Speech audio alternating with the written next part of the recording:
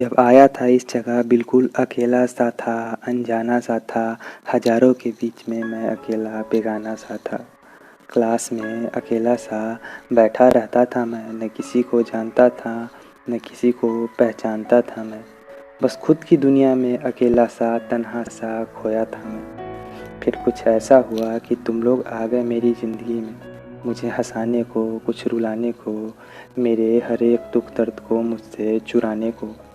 याद है वो क्लास में हमारी बातें, इलेक्ट्रॉनिक्स ब्लॉक के बाहर ठंड के मौसम में बैठकर की हुई क्लास बंक की बातें। याद है वो हॉस्टल नंबर 4 में दीवार फांद कर आना, अगर पकड़े गए तो केयर टेकर सर से डांट खाना।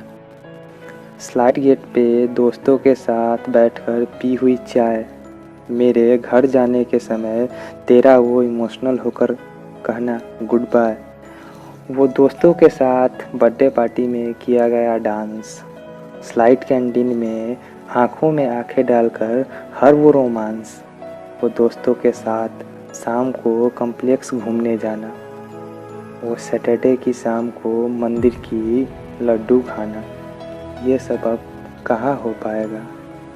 ये कॉलेज अपनी यादों से बस हमें रुलाएगा। वो तेरे साथ, हाँ हाँ तुम लोगों के साथ, वो तेरे साथ सिगरेट का पहला सुट्टा मारना, आज भी सिगरेट के काउंटर के लिए लड़ना झगड़ना, और तेरे मुंह से निकली हुई प्यारी सी गाली। किसी बंदे ने भाई का कभी दिल तोड़ दिया तो तेरा उसे गुस्से में कहना पागल है साली। ये सब अब बहुत याद आएंगे, मुझे पता है तू जाते जाते मुझे पक्का रुलाएगा। क्या याद है जब फर्स्ट सेकेंड ईयर में किया करते थे हम लोग सारे दिन क्लासेस। बेटा ये तो तू भूला नहीं होगा जब टकराई थी हमने पहली बार ओल्ड मॉन्क से भरी हुई क्लासें। अफसोस किसके साथ अब क्लासेस करने जाऊंगा, किसे अपनी सारी प्रॉब्लम सुनाऊंगा। साले भाई को छोड़कर अकेला चला जाएगा।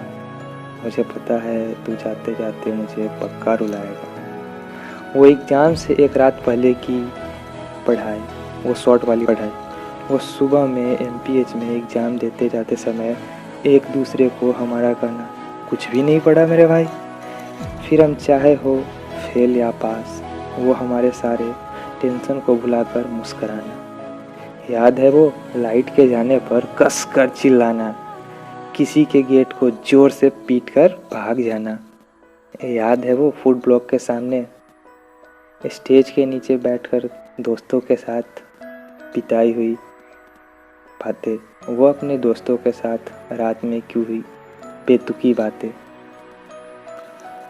वो सैक पर बैठकर दोस्तों के साथ पी हुई चाय, और चाय पीते पीते दोस्तों को दी हुई वो फालतू की राय। ये सब अब शायद ना हो पाएगा, पर यारो ऐसा कभी ना हो कि हम एक दूसरे को कभी भूल जाए।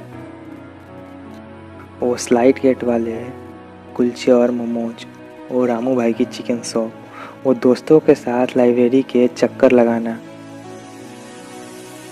पर पढ़ने के इरादे से लाइब्रेरी कभी नहीं जाना, वहाँ बैठकर बस सुकून से एसी की हवा खाना।